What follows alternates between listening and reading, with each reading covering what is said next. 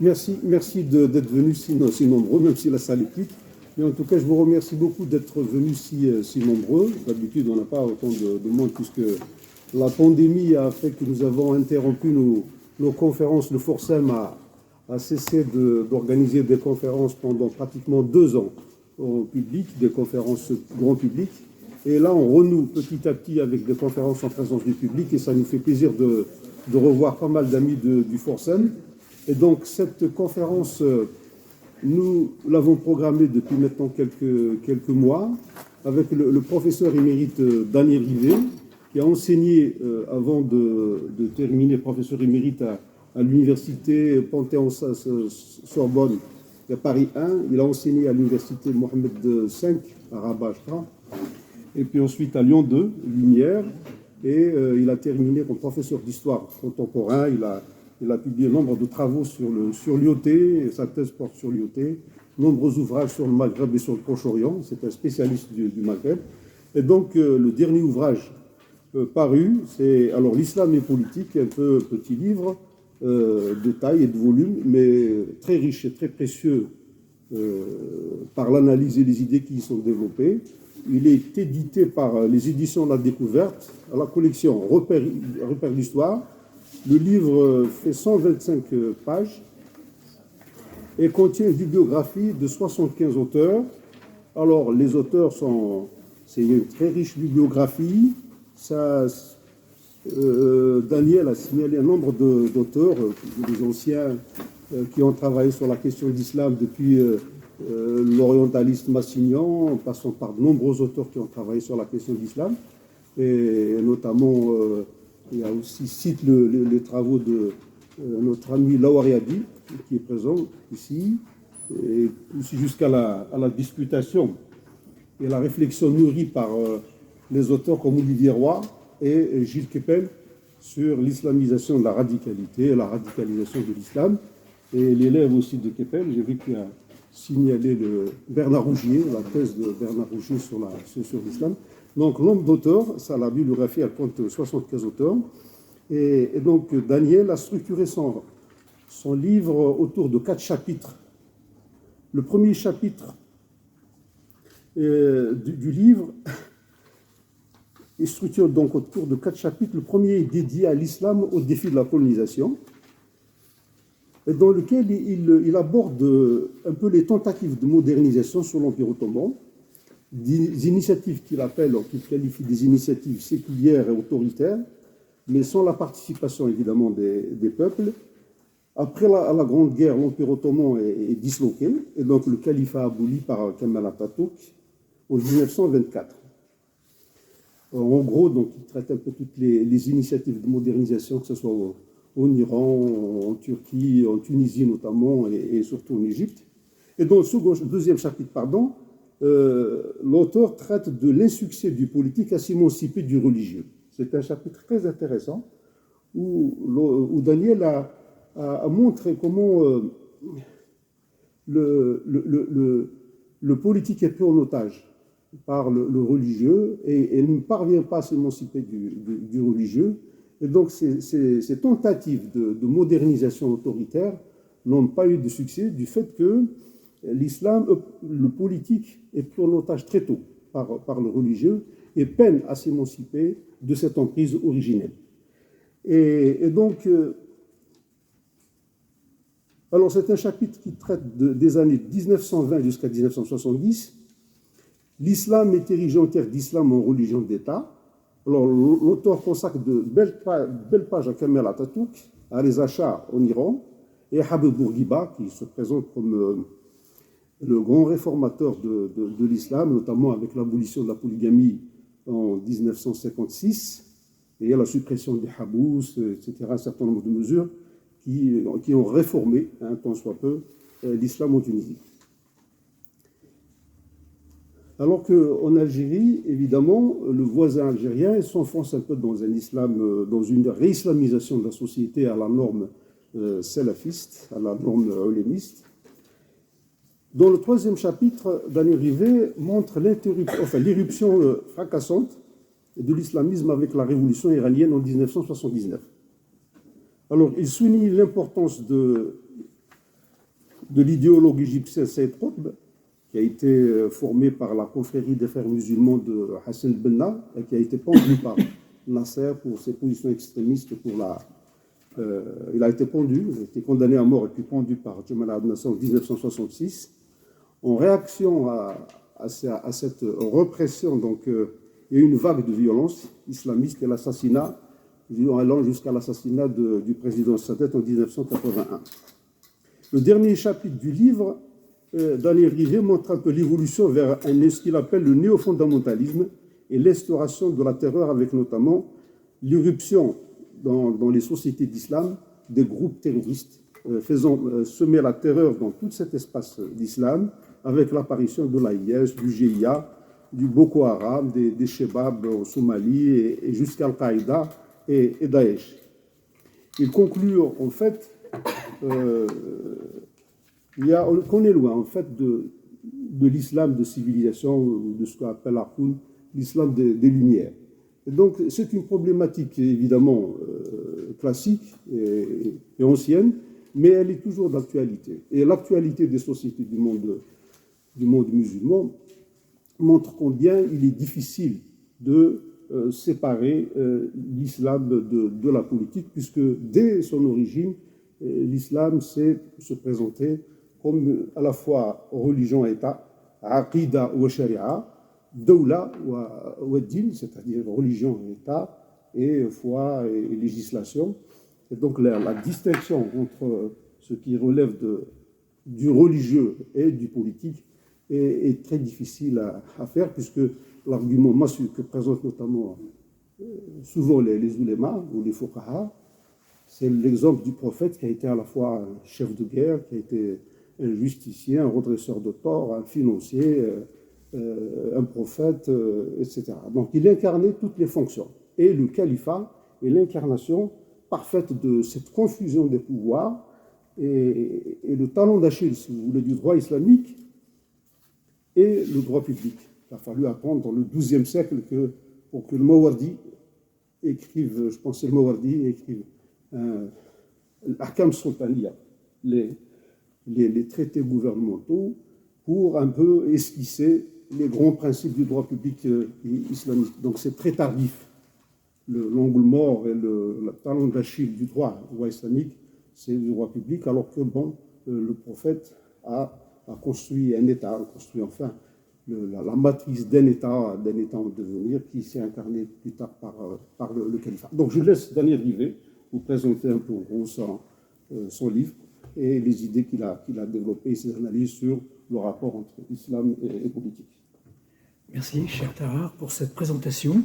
Je suis heureux de parler au Forcem de ce sujet parce que j'ai pris en route le Forcem après sa création. J'évoquerai ici la mémoire de Gilbert Meunier qui nous a quittés en 2017, mais qui a été l'un des dynamos du Forcem créé sur la lancée de la Thawra, de la révolution, je ne sais pas comment traduire, en tout cas le séisme qui a emporté le monde arabe en 2011. J'ai l'impression quand même que ce que je vais dire a été nourri par des réflexions qui ont eu lieu durant ces 10 années et plus depuis la création du Forcem. Donc c'est un livre aussi qui doit beaucoup à l'islamologie, à la politologie et à l'histoire, bien sûr, mais aussi à des conversations entre nous. Avant d'introduire le sujet, je voudrais quand même dire deux choses. La première, c'est que je vais rétrécir l'analyse au monde islamo-méditerranéen, mais j'ai tout à fait conscience que l'immense majorité, plus des 2/3 des musulmans, sont à l'Est. À l'Est où j'ai été, durant quelques années, poussé, si j'ose dire, par un collègue qui est intervenu ici plusieurs fois au Forcem, Amit Bozarslan, qui est kurde, turc et suédois et enfin français, directeur d'études à l'école des hautes études en sciences sociales. Ça, c'est peut-être la première chose que je voudrais signaler, c'est que dans ce bouquin, dans ma réflexion, je vais plus loin, bien sûr, qu'Alep, en gros, que la Syrie. La deuxième chose, bien sûr, aussi, c'est quand même de tout de suite dire, évidemment, l'islam ne se décline pas au singulier, mais au pluriel. Il y a des islams.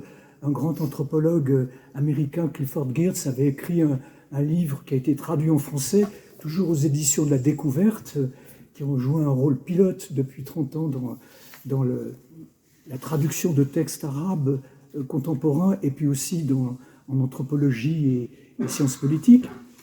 Dans Islam Observed, traduit en français, Clifford Geertz, non pas oppose, mais stylise, peut-être avec une certaine exagération, une certaine complaisance, l'islam zélote et guerrier, qui a pour modèle le saint guerrier au Maroc, et l'islam quiétiste et syncrétiste à Java, qui non pas efface comme appartenant à la jahiliya, à l'ignorance anti-islamique, au passé condamnable, les couches de civilisation qui se sont superposées avant l'islam, ici romaine, romano-chrétienne, juive, berbère surtout, mais c'est en quelque sorte insinué comme la dernière couche sur une série de sédiments où on trouve évidemment l'hindouisme, le bouddhisme et d'autres grandes traditions en Extrême-Orient.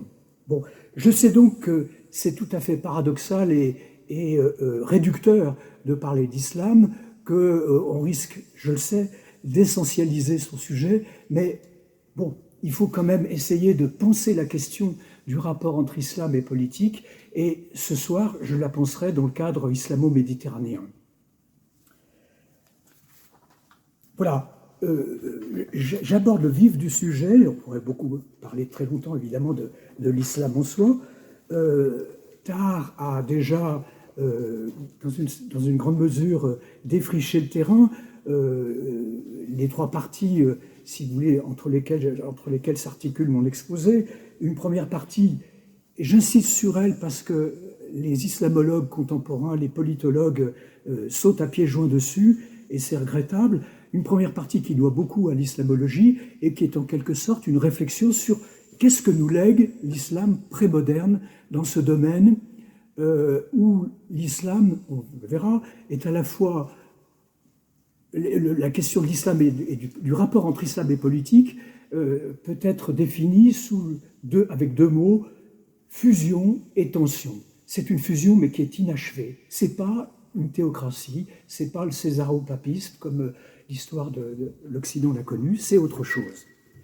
Une deuxième partie qui reprendra en gros cet insuccès du politique dont parlait Tahar, en distinguant peut-être deux périodes, deux générations. La génération qui est contemporaine de ce qu'on pourrait appeler l'arabisme libéral, l'arabo-libéralisme, quand il y a des constitutions, des partis, des élections, du moins Machrek, parce qu'au Maghreb, au Moyen-Orient, il y a une domination coloniale marquée par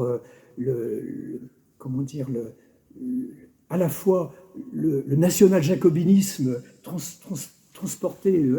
exporté aux colonies et aussi l'hellénisme que la France prétend incarner, ramener Rome, ramener l'Antiquité, ramener les Grecs à l'Afrique du Nord qui en aurait perdu l'usage et la conscience.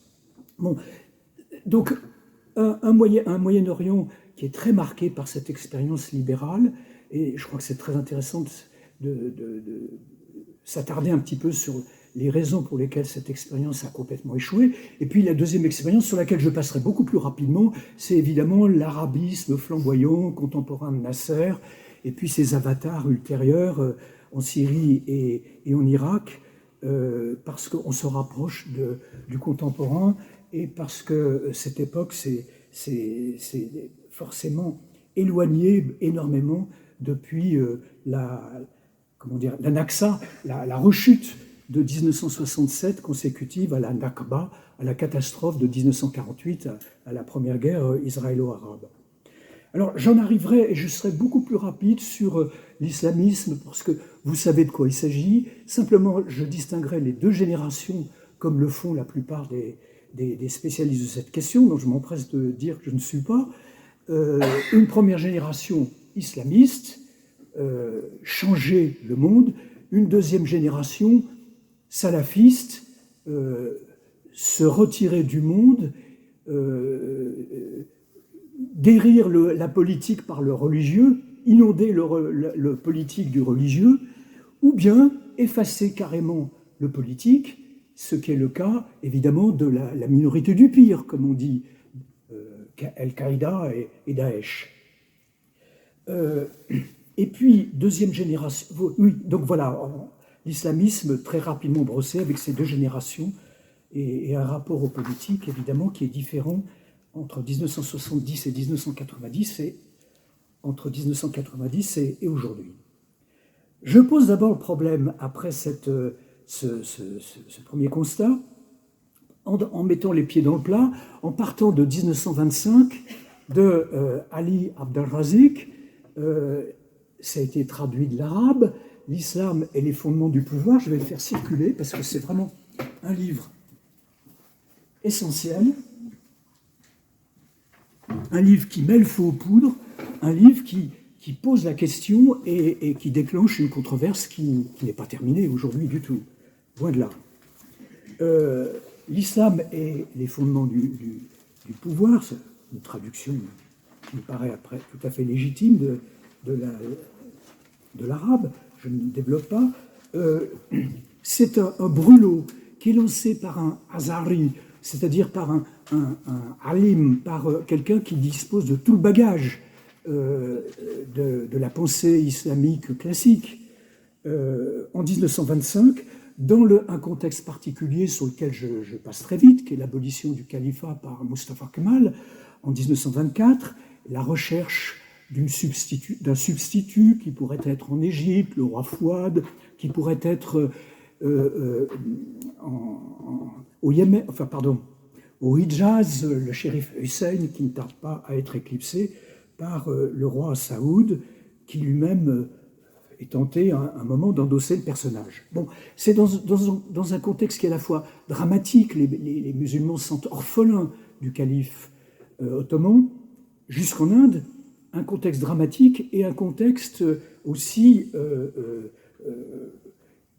comment dire, intellectuellement extrêmement intense, parce qu'il y a toute une réflexion sur laquelle je passe, on pourrait y revenir avec le débat qui suivra, dans les années 1920 sur la question du rapport entre le politique et le religieux. Alors, à partir de cet ouvrage, qui est vraiment l'ouvrage clé de voûte de toute la controverse qui a lieu en islam méditerranéen, et même au-delà, sur le rapport du politique et du religieux, se greffent deux lignes complètement antinomiques. Une première ligne à la fois de pensée et de conduite qui est amorcée par Abdelrazik, avec, je dirais, deux sous-catégories. En premier, ceux qui continuent à penser dans un cadre islamique, comme Abdelrazik, sans faire appel à l'occidentalisme, enfin à l'orientalisme plutôt, à la pensée de l'Ouest. Et puis,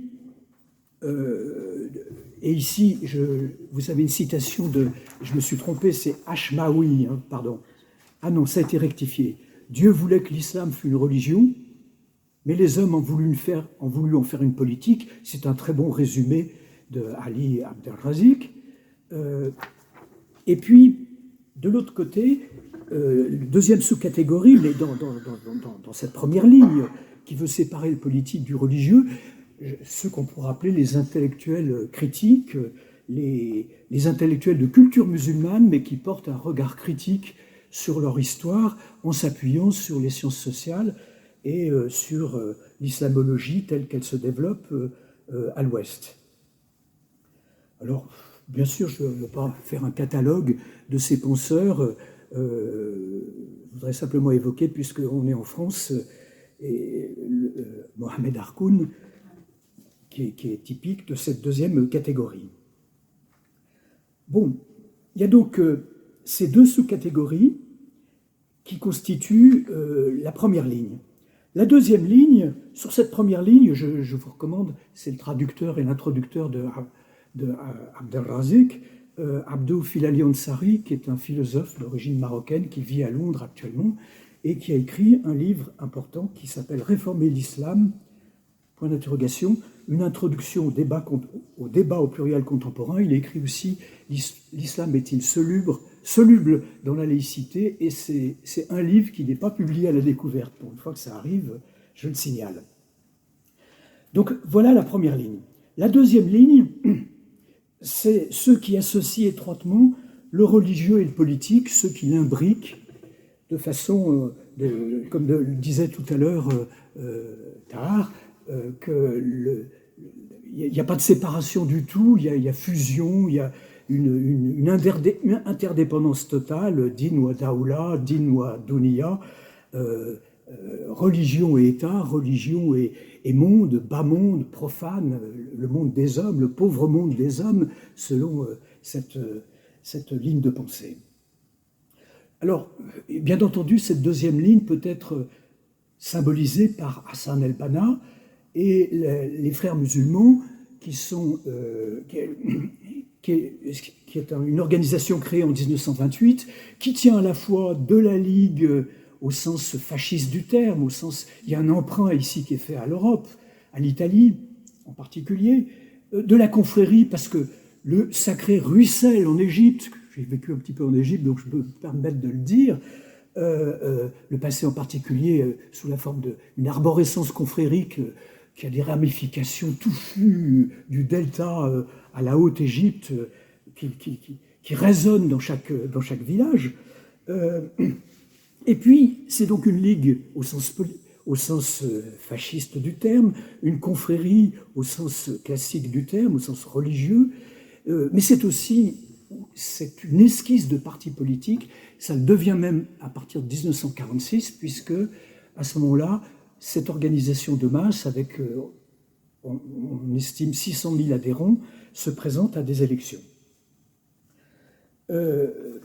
Donc, cette deuxième ligne de pensée, évidemment, est incarnée, personnifiée, symbolisée par Hassan el-Banna, mais elle est aussi représentée par des auteurs, l'un que je n'ai pas du tout pratiqué, Moulana Moudoudi, si on prononce en ourdou, parce que, enfin, quand même, c'est un homme qui a vécu au Pakistan à partir de 1947 et qui écrit en ourdou, qui est un mélange de persan et d'arabe. Donc, lui rendre son nom, mais en arabe, on dit Maudoudi. Il a essentiellement écrit en ourdou, évidemment, je ne comprends pas un mot, et en anglais, et il est en particulier l'inventeur le slogan de la théodémocratie. Il y a fusion entre la démocratie et l'islam sous la forme d'une théodémocratie, et on s'aperçoit que finalement, cette définition se rapproche de celle très contestable, je vous l'ai indiqué ici, Louis Massignon, qui avait une sorte de génie, personne ne le conteste, mais qui pouvait aussi dérailler comme tout le monde, et qui disait que l'islam est une théocratie laïque et égalitaire. Que l'islam soit une théocratie, je crois qu'actuellement, ni les islamologues, je pense à Amir Moezi et son équipe, ni les politologues et philosophes, il y en a dans la salle, ne corroboreraient cette définition. En tout cas, la suivrait complètement. Donc, Hassan el-Banna, Maudoudi, et puis le troisième, sur lequel peut-être je m'attarderai un petit peu si on a un peu de temps pour le débat, qui est Saïd Qutb, qui, je dirais, il reprend deux mots qui circulent déjà à l'époque, mais peut-être deux mots simplement pour le définir. Maudoudi est un journaliste, un peu un autodidacte sur le plan intellectuel. Il se destinait à des études scientifiques qui ont été arrêtées par la mort de son père. C'est un homme qui vit en Inde, puis au Pakistan, puis aux États-Unis. Il va mourir aux États-Unis. C'est comme Frantz Fanon, on pourrait quand même faire un listing des gens qui ont symbolisé la lutte anti-impérialiste et qui sont morts aux États-Unis. Je le dis sans esprit de provocation, mais c'est un fait, c'est une donnée qu'on ne peut pas ignorer. Et d'ailleurs, la pensée réformiste musulmane s'opère essentiellement en anglais et beaucoup aux États-Unis, avec des réfugiés du monde entier, bien sûr, du monde musulman entier. Bon, par rapport à Maududi, qui a un côté, en tout cas originellement autodidacte, Saïd Qutb, c'est un professeur de littérature qui a été proche des milieux, si vous voulez, réformistes libéraux, proche d'écrivains comme Taha Hussein, comme Tawfiq al-Hakim et d'autres encore. Et puis, il fait un stage de perfectionnement aux États-Unis en 1949. C'est un célibataire, ce qui est très rare dans la pensée, chez les penseurs islamiques et chez les musulmans aussi, d'une manière générale. J'emploie le mot musulman ici d'une manière neutre et je sais qu'il pratiquait peut-être certains. Cet homme va prendre en grippe les États-Unis, va détester les États-Unis, et en particulier la mixité. Il y a une sorte chez lui de refus de la femme, de refus de la mixité, qui interroge quand même ceux qui, comme Olivier Carré, dont je me suis beaucoup inspiré, c'est un ancien dominicain et un politologue qui a eu le courage de se frotter aux 6000 pages, aux 6 volumes et 4000 pages de le Coran. Le Coran à l'ombre, Fizilal al-Coran, enfin à l'ombre du Coran, cette espèce de magma de notes prises en prison par Saïd Qutb avant qu'il soit pendu en 1966 par Nasser. Donc voilà, c'est un homme donc qui a bifurqué, c'est un homme qui a été réformiste, religieux et libéral à ses origines, et puis qui est devenu le penseur consacré des islamistes arabes, du moins. Alors, je crois que, pour simplifier, on lui doit 3 notions. Les 2 premières, peut-être, ne sont pas de lui, mais la 3e est vraiment de lui. Les 2 premières, si du moins on suit Olivier Carré, le Coran des islamistes, lecture critique de Saïd Qutb, qui a été publié au CERF, réédité en 2021, pardon. Je dis toujours 1980 parce que vous avez compris que je suis un homme d'un certain âge et que j'ai vécu plus au XXe siècle qu'au XXIe siècle. Donc ça explique mon lapsus. Bon, je crois que la première notion, si vous voulez, qui est indiquée ici, c'est celle de Hakimiyya, c'est-à-dire de souveraineté absolue de Dieu sur sa créature, sur la créature humaine. Et ça signifie que le refus de l'obéissance, de la culture de l'obéissance, de la culture de la servitude d'obéissance au calife, en particulier la Ubudiyya, qui caractérise sa pensée. Dieu seul, à Dieu seul, j'obéirai. Donc, première notion qui va beaucoup inspirer les islamistes. La deuxième notion, ô combien meurtrière, et certains d'entre vous, et peut-être, il m'excusera de le dire, mon voisin, en premier savent combien elle est meurtrière, c'est le mot, l'expression de takfir, qui vient du mot koufr, incroyance. Takfir, c'est le processus par lequel un juriste, théologien ou même n'importe quel croyant déclare infidèle, déclare kafir, un homme qui ne lui plaît pas, même s'il est musulman, mais qui est sorti, khuruj. Quand on est khuruj, quand on est sorti, on peut être l'objet d'une fatwa qui vous met à mort. Et voilà. Donc la deuxième notion terrible, cette possibilité d'accuser quelqu'un d'être kafir, d'être incroyant, et de porter sur lui, même s'il est croyant, même s'il est musulman, une fatwa qui le désigne, qu'est-ce qu'il faut dire, au couteau, au pistolet, enfin à la mort, il peut le désigner. Mais je crois que c'est la troisième notion qui est peut-être la plus importante. C'est en s'inspirant sur un juriste dont je l'ai marqué ici, j'espère, Ibn Taymiyyah, un juriste du XIVe siècle, de faire un parallèle entre les Mongols qui prennent, je ne sais plus si c'est en 1254, en tout cas au milieu du XIIIe siècle, qui prennent Bagdad, et les Occidentaux qui sont présents dans le monde arabe, le monde arabo-musulman. Les Mongols que voit de près Ibn Taymiyyah ne sont pas, ce sont des musulmans hétérodoxes, ce sont des convertis en façade, et derrière leur ralliement à la charia, à la loi de Dieu, se maintient la yassa, la coutume des tribus cavalières venues des steppes de l'Asie centrale. Donc, nécessité de redresser tout cela, de purifier, une purification idéologique. Employer le terme d'idéologie au XIVe siècle, évidemment, est encore prématuré, mais est un anachronisme, mais une purification que développe Ibn Taymiyyah. Et Saïd Qutb pousse l'analogie avec l'Égypte du XXe siècle. Du XXe siècle, c'est ça. La présence des Anglais, puis après leur départ, le fait que les militaires sont de faux musulmans, aboutit au fait qu'il faut reprendre la pensée de Ibn Taymiyyah, déclarer que la révolution arabe de Nasser, comme le régime précédent qui était sous haute surveillance des Anglais, la monarchie parlementaire, ce sont des contrefaçons qui se rattachent à la jahiliya, à l'époque anti-islamique, à l'époque de l'ignorance, à l'époque de l'obscurantisme, à une époque condamnable, et par conséquent, l'ennemi est à l'intérieur. Et l'ennemi, c'est le mauvais musulman, c'est le faux musulman.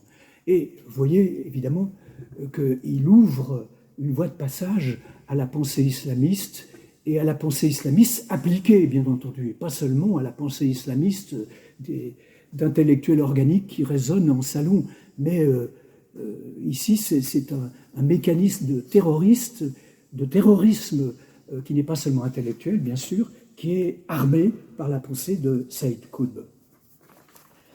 Alors, cela dit, dans cette mise en place, dans cette position du problème, les deux lignes, l'une qui est devenue minoritaire, dont on ne parle jamais, en tout cas jamais assez, du moins les médias, qui est dans le sens d'une relecture critique de l'héritage coranique et d'une réforme en profondeur de l'islam, ou en tous les cas d'une distanciation par rapport à tous ceux qui préconisent la fusion entre islam et politique.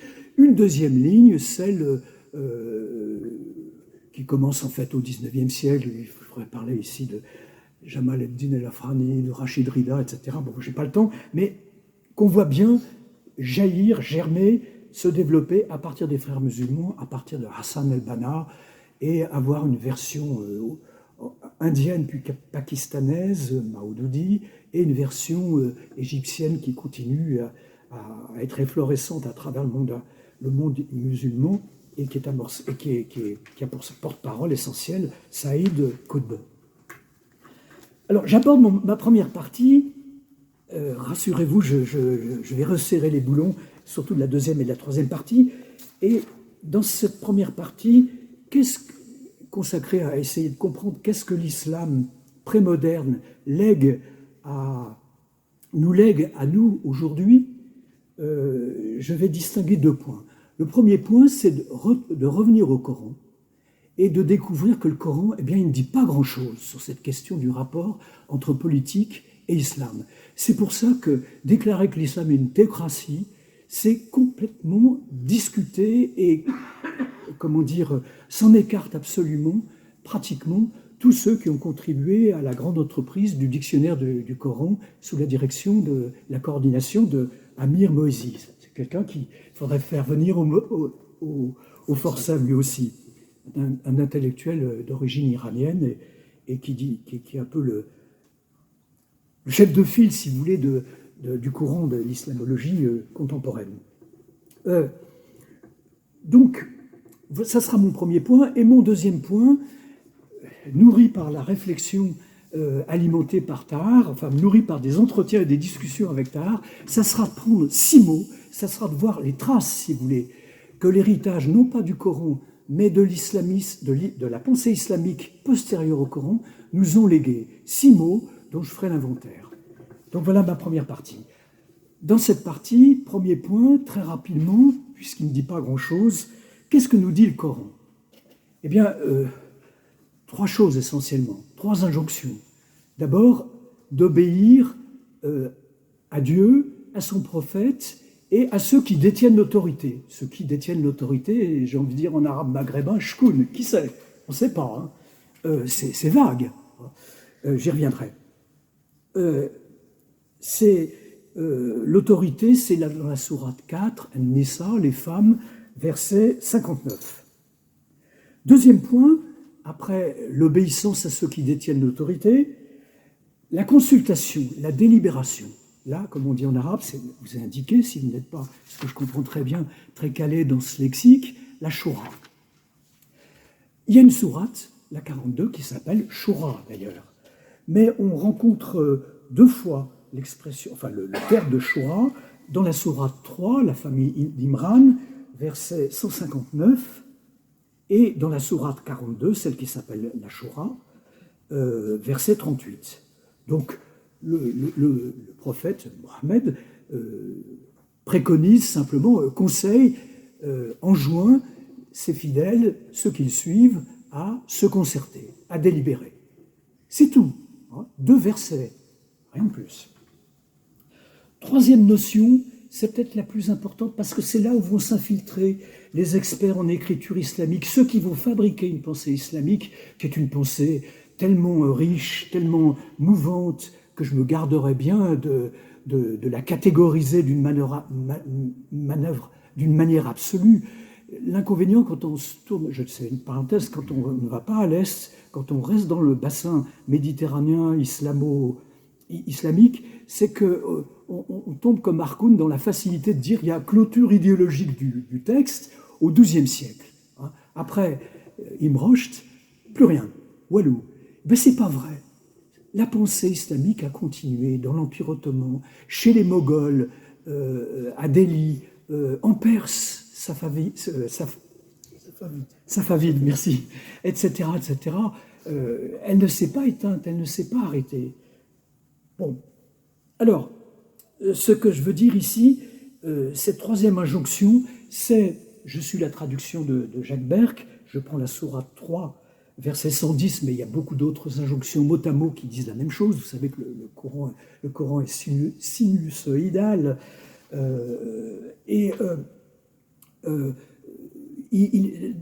La traduction de Jacques Berck, prescrire le bien et proscrire le mal, et proscrire le blâmable. Non, excusez-moi, Berck est plus subtil.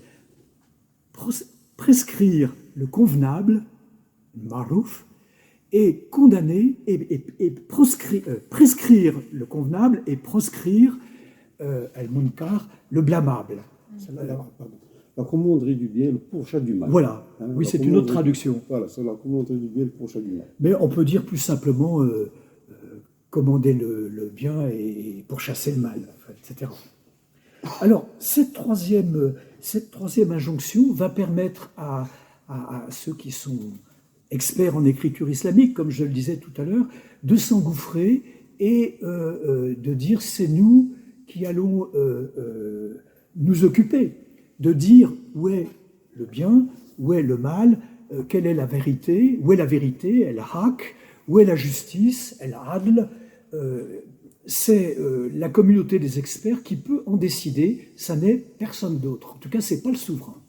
Le souverain, c'est-à-dire un terme pratiquement absent dans le Coran, le calife, utilisé soit sans le dire pour désigner Adam.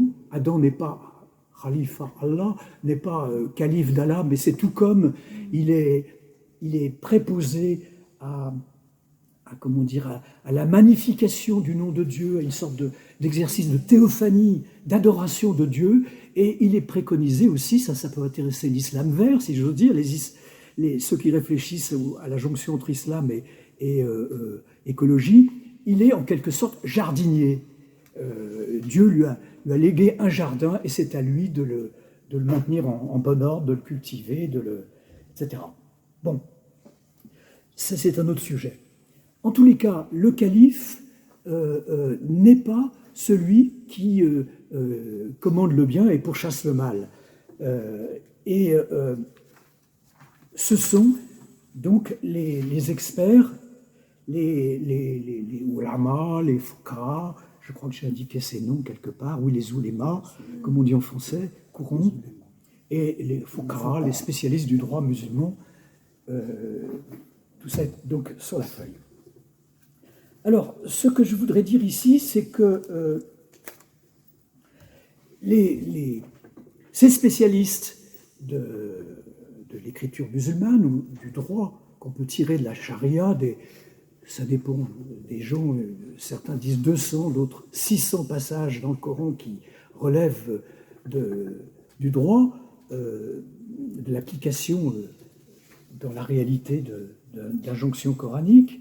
Bon, je ne rentre pas dans le détail, mais ce que je veux dire, c'est que à côté de ces experts qui définissent le pouvoir, alors il y a le pouvoir légitime, il y a le pouvoir réel, et puis il y a la force brute de contraindre. Je vous ai indiqué ici, avec les termes arabes, al-hukm, al-mulk, d'où vient le mot malik, roi, qui consonne péjorativement d'ailleurs dans le Coran. Et le mot Malik, c'est le pharaon, c'est pas forcément très, très valorisant, très porteur de légitimité. Et puis sultan, le sultan, la force. Bon. Ce qui paraît quand même important, c'est de voir cette capture, cette mainmise de spécialistes qui sont d'ailleurs très souvent remarquables.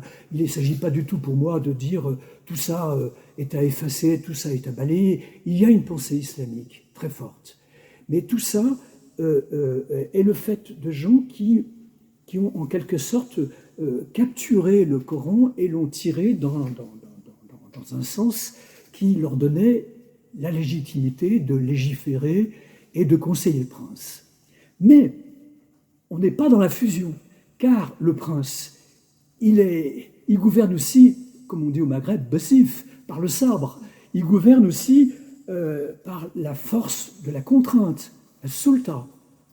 Et donc, le prince, il a d'autres conseillers que les ulamas qui l'embêtent bien avec leur injonction, leur droit de retour sur le politique, ce qu'ils appellent eux-mêmes le nasiha, le droit de conseil.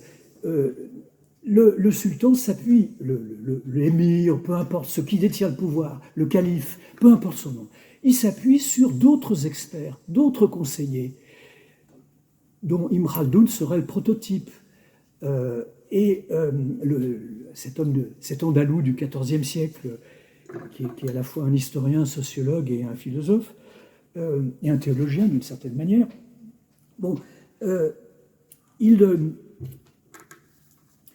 ces conseillers, si vous voulez, ont une pensée, mais tout à fait profane, tout à fait symétrique à celle des conseillers des rois à partir de la fin du Moyen-Âge et de l'époque moderne en Europe de l'Ouest.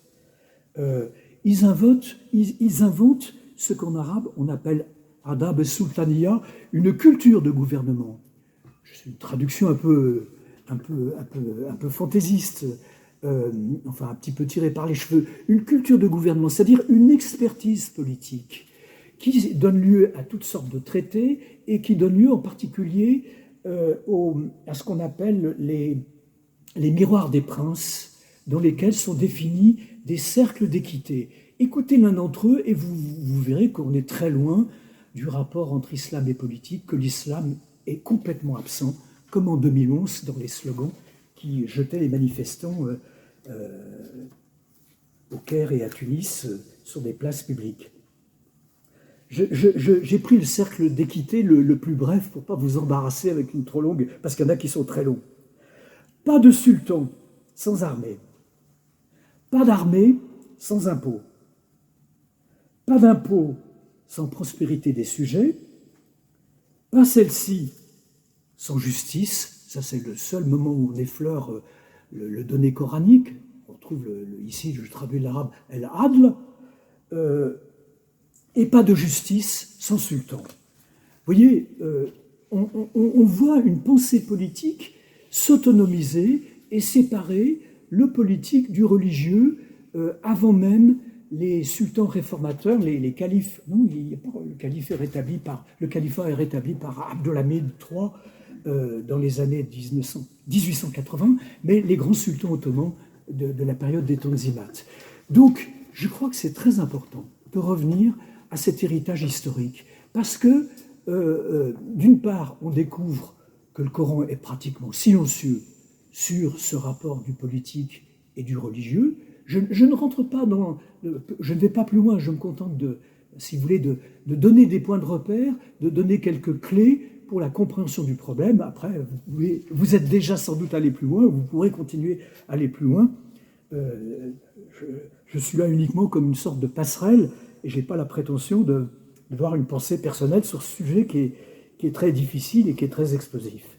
Mais simplement, je plaide pour le travail des islamologues, le travail des historiens avant le XIXe siècle. Vous voyez combien c'est important et combien je vais employer un langage très, très terre à terre, on nous bourre le mou à la télévision, dans les débats, tous les gens qui paradent, qui minaudent ou qui exposent leurs propres pensées et qui ne savent pas grand-chose, enfin les ignorantins. Bon. Mon deuxième point, c'est les retombées, les traces, si vous voulez, de cet héritage que j'ai essayé de définir dans l'imaginaire politique de nos contemporains. Alors, là, je vais prendre 6 mots. Je vais essayer de montrer combien la difficulté à isoler un vocabulaire politique d'un vocabulaire qui est enrobé dans le religieux, qui a un substrat religieux, qui a des consonances religieuses en permanence, résulte une sorte d'incapacité de la plupart des musulmans à penser le politique. Et c'est ça le drame. Alors, ces 6 mots, les voilà. Le premier mot, c'est le mot daoula. Daoula, ça veut dire la succession des saisons dans le Coran, la succession des temps, si vous voulez, le cycle météorologique. Ça veut dire ensuite la succession des dynasties, en particulier à partir des Abbassides, à partir du IXe siècle. Et ça veut dire aujourd'hui, depuis en tout cas le XIXe siècle, l'État. Or, l'État, nous le concevons, sinon comme un absolu, on aurait tort, bien sûr, mais quand même comme une réalité qui est dure, qui n'est pas molle, qui est permanente, qui n'est pas évanescente, qui n'est pas tournante, comme les dynasties, comme les présidents de notre Ve République. Quelque chose, donc, qui s'impose à nous et par sa permanence, par ses structures, par son architecture. Donc, difficulté des musulmans à penser l'État comme quelque chose qui les surplombe, à imaginer un ordre public, à imaginer un espace public. Un historien et philosophe marocain, Abdallah Laroui, montrait très bien que dans la Médina, dans la ville d'autrefois, on jette les ordures dans la rue et par contre les intérieurs sont impeccables de propreté. La nazifa, la propreté, c'est une donnée intime, c'est une donnée privée et il n'y a pas d'espace public. Bien que les juristes malékites au Maghreb, si on creusait, ont quand même inventé la notion de meslaha, de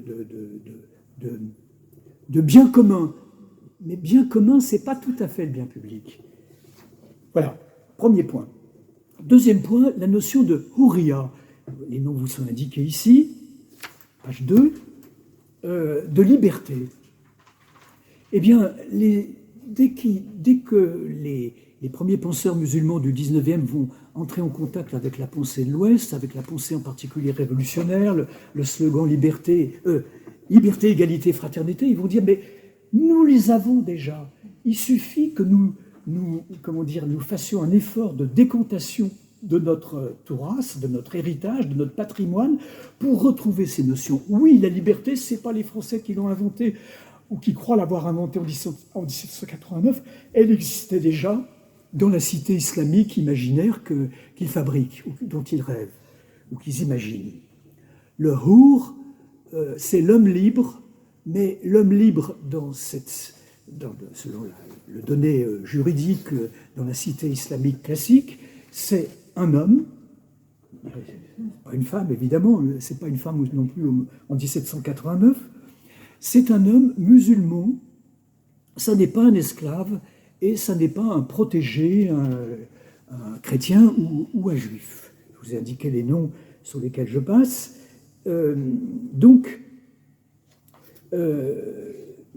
Ça n'est pas un homme libre au sens existentiel, un homme qui invente sa propre vie, un homme qui se détache des normes qui lui viennent du passé, un homme qui s'invente en quelque sorte. On retombe, si vous voulez, forcément dans une culture ancienne où l'homme est esclave de Dieu. On retrouve cette notion de ubudiyya, cette servitude de l'homme devant Dieu qui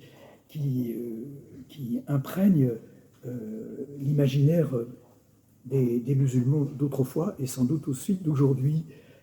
Alors, troisième mot, et ça je crois qu'il est capital, c'est le mot de fitna. Le fitna, c'est un mot très compliqué. Dans les dictionnaires très anciens, c'est aussi la séduction des femmes. Mais c'est aussi la division, la peur de la division, l'anxiété devant tout ce qui peut diviser les musulmans, tout ce qui peut les rassembler, la ijma, le consensus, c'est bon. On se retrouve, on fabrique, on fait communauté, on fait umma. Et tout ce qui nous divise est à rejeter. Or, le politique, c'est par essence la division, le débat, le conflit, l'absence de référence définitive. C'est une invention perpétuelle. C'est un combat sans vainqueur ni vaincu définitif. Personne n'en connaît l'issue. C'est livré à l'action et à la pensée des hommes sans arrêt recyclé. Donc, la fitna, c'est quelque chose qui est encore extrêmement important. On le voit,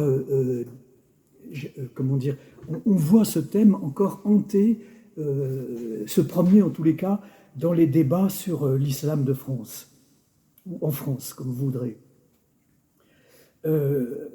La fitna, c'est la peur de la politique, comme on disait en Algérie à partir des années 30. C'est la peur de se diviser.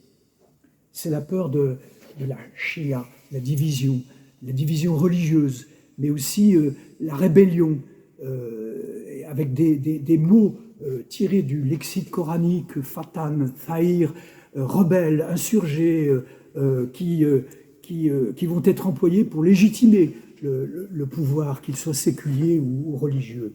En tout cas, quand il est religieux.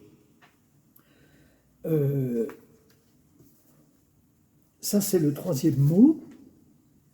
Le quatrième mot, c'est hizb, parti.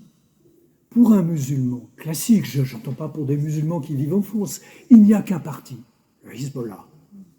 Mot qui est évidemment connu par tous ceux qui ont une certaine proximité avec le Liban. Il ne peut pas y avoir d'autres partis. Ou alors il faut sortir, sinon de l'islam, en tous les cas, d'une pensée religieuse très stricte. Pour les musulmans, quand il y a des forces centrifuges, il y a toujours une voie moyenne, transactionnelle à trouver. Elle inspire encore les débats sur l'islam de France, je crois. C'est la wasatiyya, la voie moyenne. Au fond, un musulman en politique, il a peur de la division, il a peur de la discorde, il a peur du conflit, et il cherchera toujours, vous me direz, c'est une certaine actualité aussi politique aujourd'hui en France, il cherchera toujours la transaction, le centrisme, un centrisme qu'on pourrait qualifier d'autoritaire, comme celui qu'on voit, qui est une tentation en France depuis le bonapartisme, et cette voie moyenne, cette voie satire.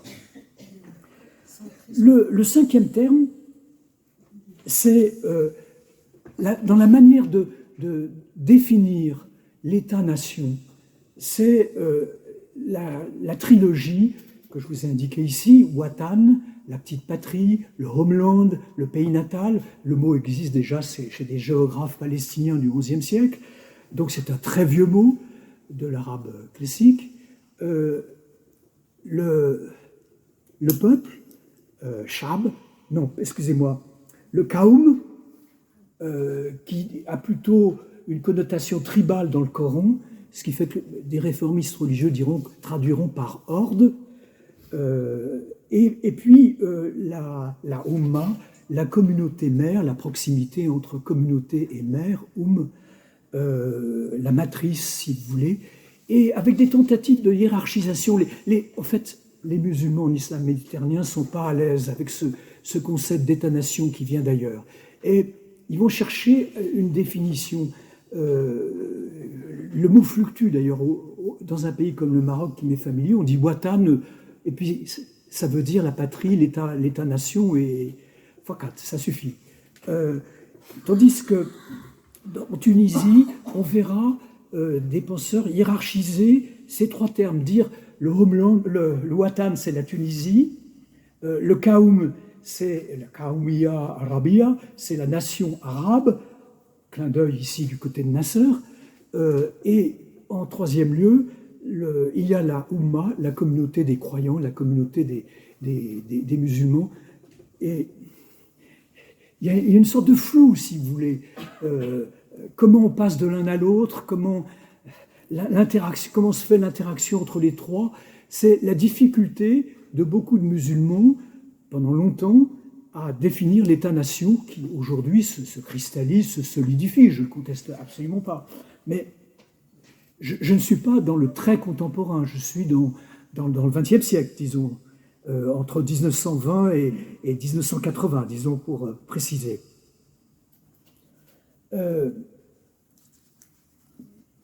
Où s'arrête la fraternité? Est-ce qu'elle est uniquement entre musulmans? Est-ce que ça sera une fraternité religieuse? Ou bien est-ce qu'elle est entre les membres d'une nation? Ou bien est-ce qu'elle est universelle entre tous les hommes? Je pose la question. Je ne veux pas parler de la faiblesse ontologique de l'homme musulman, parce que ça nous entraînerait trop loin, et c'est sans doute très friable comme affirmation. Mais la fraternité, vous écoutez Radio Orient, moi j'écoute ce que je peux, hein, j'ai pas la télévision, le matin, les nouvelles sont ça commence par la Palestine en général, ensuite le Moyen-Orient, ensuite le Maghreb, ensuite la Ummah musulmane, Islamia, la communauté des mondes musulmans, et il a fallu qu'il y ait la guerre en Ukraine pour que ça bascule, mais en dernier lieu, il y avait la France, l'Europe, les États-Unis. Bon, c'est significatif de cette espèce de dédoublement dans lequel nombre de musulmans et de maghrébins d'origine qui vivent en France doivent vivre, dédoublement qui peut générer de la schizophrénie. Un ami musulman, il s'agit de Abdou Filali Ansari, disait dans une réunion privée au Maroc que les repas de famille, c'est très dur.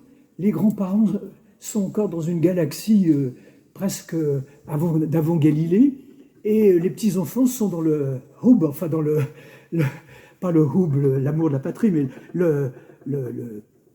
la culture, si vous voulez, des réseaux sociaux, et les parents doivent s'interposer entre les deux. Les repas de famille sont très difficiles. Il y a une sorte de dédoublement, une sorte de conflit, si vous voulez, très fort. Le dernier terme, c'est évidemment un mot explosif, c'est le mot de djihad. Alors, je voudrais simplement signaler que le djihad n'intervient comme sixième pilier de l'islam, les 5 autres, vous les connaissez, très certainement, comme sixième pilier de l'islam, pas dans le Coran, bien entendu, les 5 d'ailleurs ne sont pas dans le Coran, mais, ou pas énoncés de cette manière-là, mais chez certains islamistes, chez certains musulmans ismaéliens, le schisme ismaélien, 7e imam, mais pas le 12e imam comme en Iran, une dissidence au sein du chiisme ismaélien, les fameux karmates qui au 9e et 10e siècle pratiquent le djihad à tour de bras sur les musulmans, contre les musulmans, en particulier en Irak. Alors, je ne développe pas simplement pour dire que ce n'est pas un 6e pilier de l'islam, sauf chez les Raridjites, mais il n'y en a pratiquement plus, et certains chiites ismaéliens. Mais par contre, il est incontestable, pour qui a lu le Coran, la première sourate à la 114e, lu et relu, et un petit peu lu aussi en arabe, que le Coran est plein d'injonctions à tuer, à massacrer. Pas seulement le mot djihadé, sur le chemin de Dieu, qui peut être interprété comme un djihad al-nafs, comme un effort livré, une guerre livrée à soi-même, un effort sur soi-même pour sortir de soi et comment dire, faire abstraction de son moi, de son ego, de ses passions. Thème très important dans le Coran d'ailleurs, d'un réalisme psychologique extraordinaire dans le Coran.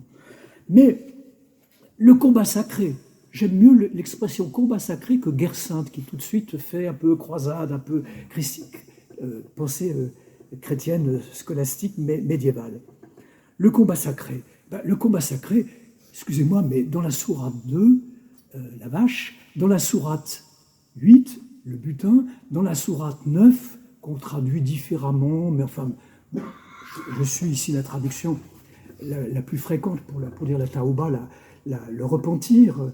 Dans ces 3 sourates, qui sont surtout la 8 et la 9, les dernières, selon la tradition la descente des sourates par étoilée en quelque sorte, eh bien, donc dans ces dernières sourates, le djihad est une prescription catégorique, enfin, qui gênait énormément Cheikh Mohamed Abdou, le grand cheikh réformiste des Lazars, à la fin du 19e siècle en Égypte, qui disait mais il faut supprimer tous les versets, en particulier le verset 5 de la sourate 9, qui sont des injonctions à tuer les koufars et les mouchrikoun, les associés, les polythéistes, les chrétiens et les juifs, et les sabéens.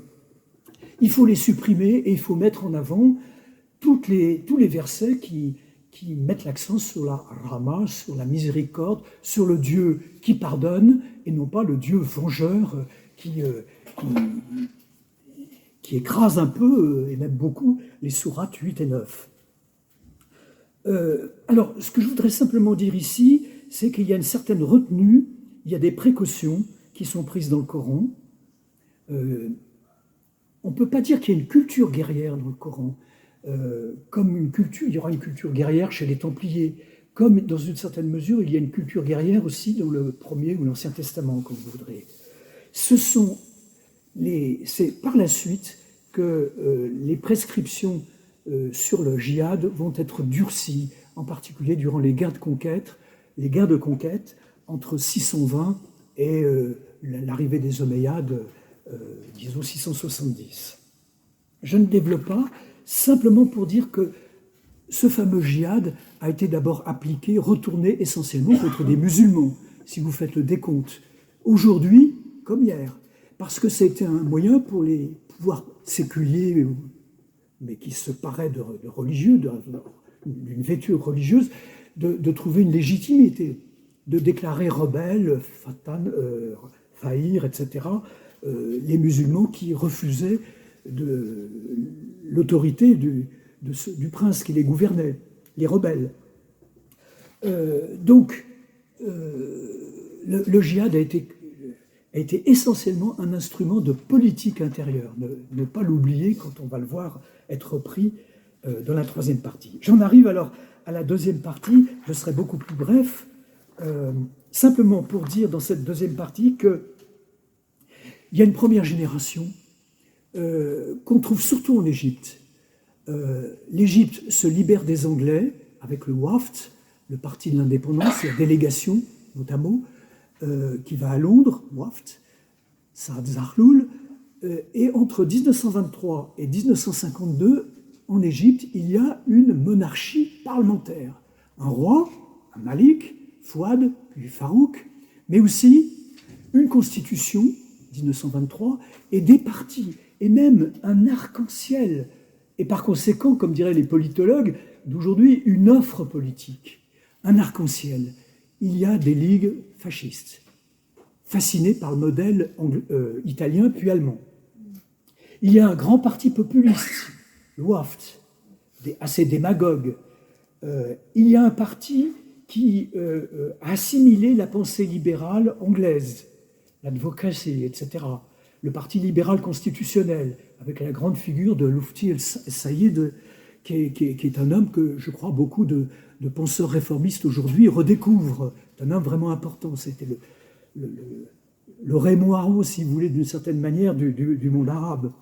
Comme Abdelrazik, c'est l'Ibn Khaldoun du XXe siècle dans la pensée arabe, la pensée islamique. Ça, c'est la première génération. Et donc, des partis, et un parti musulman, bien sûr, les frères musulmans. Et puis, alors, une kyrielle de chapelles, trotskistes, communistes critiques, communistes oppositionnels, communistes orthodoxes, enfin, une extrême gauche assez puissante. Nasser va s'en débarrasser comme des frères musulmans par la violence. Une extrême gauche assez puissante. Donc, vous voyez, de l'extrême droite à l'extrême gauche, il y a vraiment un arc-en-ciel. Il y a vraiment une offre politique. Seulement, ça ne marche pas.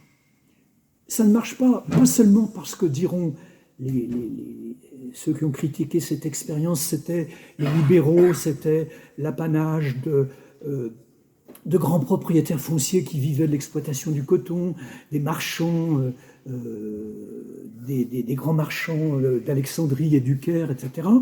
Une critique, si vous voulez, qui peut être marxiste et qui a eu incontestablement une portée certaine.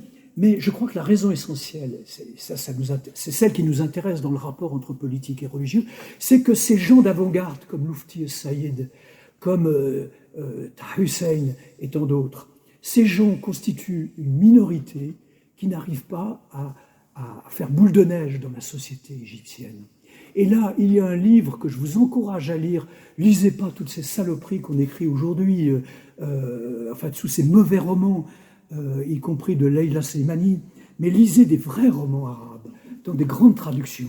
La traduction de Viette avec une introduction d'André Gide, Journal d'un substitut de campagne de Tawfiq el-Hakim. L'explication est là. Un juge arrive avec le droit anglais transposé, et ça ne marche pas dans le district je ne sais plus si c'est le Delta ou la Moyenne-Égypte, mais peu importe, dans le district rural où il est. Ça ne marche pas, ça ne peut pas coller. Les canaux qui ont été installés par les ingénieurs des eaux et des irrigations, c'est une école égyptienne, ce sont des Égyptiens à partir de 1860. C'est un héritage des Saint-Simoniens français. C'est une jonction réussie, d'ailleurs, entre parenthèses, entre l'orientalisme et entre les occidentalistes et les orientalistes, si j'ose dire. Eh bien, ces canaux, la gestion de ces canaux, ça ne marche pas. Les femmes font la lessive dedans, les gamins se baignent dedans, les hommes font abreuver le cheptel ou détournent l'eau pour des usages familiaux, etc. Mais le cadi local est ignare, il est pré-newtonien au point de vue mode de pensée, et il dit des bêtises énormes, il entretient, si vous voulez, une ignorance profitable pour le monde auquel il appartient, bien sûr. Bon, voilà, lisez ce roman et vous comprendrez pourquoi ça ne peut pas marcher, le libéralisme constitutionnel de ce monde. Et pourtant, j'en parlerai pas ici, mais il y a eu d'autres expériences libérales dans le monde musulman. L'expérience de Menderes, Adnan Menderes en Turquie, de 1950 à 1960. Il y a des élections libres. La CHP, le Parti républicain du peuple, qui était le parti unique jusque-là, fondé par Mustafa Kemal, s'incline 53% des élections au Parti démocrate en 1950, et encore 47% en 1953. Il y a des élections, il y a des partis en Turquie. C'est la même chose en Indonésie avec le Majjoumi. C'est la même chose dans le Pakistan à partir de 1947. Je n'ai pas le temps d'en parler, et puis ça nous entraînerait beaucoup plus loin à l'Est. Mais vous voyez tout de suite, le problème, c'est qu'on voit trop les choses sous un angle islamo-méditerranéen et qu'il faut aller jusqu'à Jakarta si vraiment on veut penser le problème du rapport entre politique et religieux. Je termine très rapidement cette deuxième partie, je voulais en parler beaucoup plus longtemps. Après 1945, c'en est fini du libéral constitutionnalisme, de ce moment privilégié, mais sans base sociale, de l'entre-deux-guerres. Et c'est une nouvelle époque, c'est la lutte pour les indépendances, c'est la lutte aussi pour l'État-nation, et avec comme ciment une idéologie, le panarabisme, et comme acteurs principaux, les colonels, la société militaire qui est générée pour activer la société, pour fabriquer une sorte de socialisme arabe au Moyen-Orient et en Égypte en particulier, sur lesquels je passerai très rapidement parce que d'une certaine manière, on s'éloigne du sujet. Mais il y a d'autres expériences aussi nationales révolutionnaires, Mossadegh en Iran. Et évidemment, ici, il faudrait faire intervenir un facteur qui brouille la question du rapport entre colonisation et entre politique et l'islam, c'est la religion. Alors, ma troisième partie, je vais la rétrécir au maximum. Je vais simplement, avant d'arriver en conclusion, dire qu'il y a deux générations, il y a deux moments. Le moment islamiste changeait le monde, avec une génération qui se détache de la pensée marxiste après la Nakba, après la guerre des 6 jours, qui est désenchantée à tout point de vue, et vis-à-vis du socialisme arabe, et vis-à-vis du marxisme, mais qui a appris de l'Occident la technique de manipulation des foules, le haut-parleur, l'agite-propre, les slogans, Islam est le hal, l'islam est la solution, et qui va s'emparer de la mosquée et de ses dépendances. L'espace sont des espaces familiers parce qu'on ne peut pas aller la chercher là, et qui va être, cette première génération, une génération plutôt d'ingénieurs, de scientistes, de techniciens, de gens, si vous voulez, qui lisent le Coran dans le texte, mais le lisent avec une mentalité scientiste, une foi dans la science. Le Coran, c'est la science, il transfère. Et qui écarte, bien entendu, et les parents, souvent analphabètes, révolte des enfants, des fils contre les pères, et j'ai dit des fils parce qu'il y a encore très peu de filles, et qui écarte aussi les pères et tout le monde des Foucault, Oulama, Koudaha, enfin, de tous ceux qui s'étaient proclamés, en tous les cas, experts en écriture islamique. Ça, c'est la première génération. La deuxième génération, c'est une génération qui veut changer le monde. La meilleure démonstration, c'est l'année 1979, avec la prise de la Mecque, et l'occupation de la Mecque pendant 40 jours, en novembre, avec l'imam Khomeini, la révolution islamiste qui paraît en quelque sorte élargir et parachever 1917 et 1789, révolution tiers-mondiste, mais révolution aussi islamiste, pardon. Deuxième génération, eh bien, les clercs prennent leur revanche. J'en ai indiqué deux ici, qui ont le deuxième très connu par El Jazeera, pardon, je commence à perdre les pédales. Le cheikh Sharawi, qui est un Égyptien, c'est vraiment une analyse qui mériterait un tête-à-tête avec l'Égypte, et puis le cheikh d'origine égyptienne, passé par l'Algérie, mais qui s'est installé ensuite au Qatar, et qui reflétait bien cette espèce de courant salafiste, bien qu'il était frère musulman, Youssef Qaradawi, qui est mort il y a quelques mois, même pas un an, je crois. Et quelques mois. Quelques mois. Il était algérien. Non, non, Non, égyptien. égyptien. Égyptien. Youssef Karadawi. Non, égyptien. Égyptien, Égyptien. comme Charawi. hein. Oui, Oui, oui, l'Égypte exporte beaucoup de... Ah, D'accord. Alors, ici, je voudrais simplement dire que le salafisme, c'est au fond un courant qui enferme le croyant dans un territoire. On se construit un territoire, on essaye d'en expulser tout ce qui n'est pas musulman, un Dar el-Harb, un territoire de l'islam, on construit une police des mœurs, une Hizba, on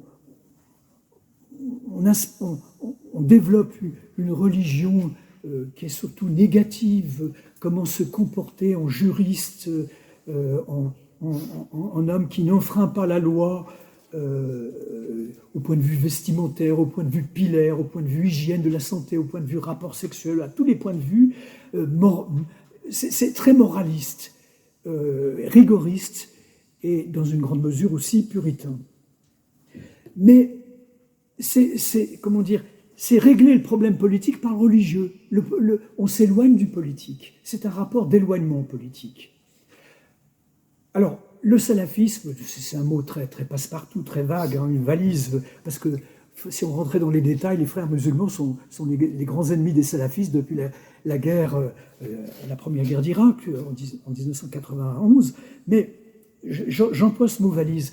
Ça, c'est la version dominante, c'est la version qu'on connaît essentiellement en France. Mais vous allez dans n'importe quel pays du monde musulman, c'est une version qui est très fortement ancrée dans les quartiers, dans les écoles, etc.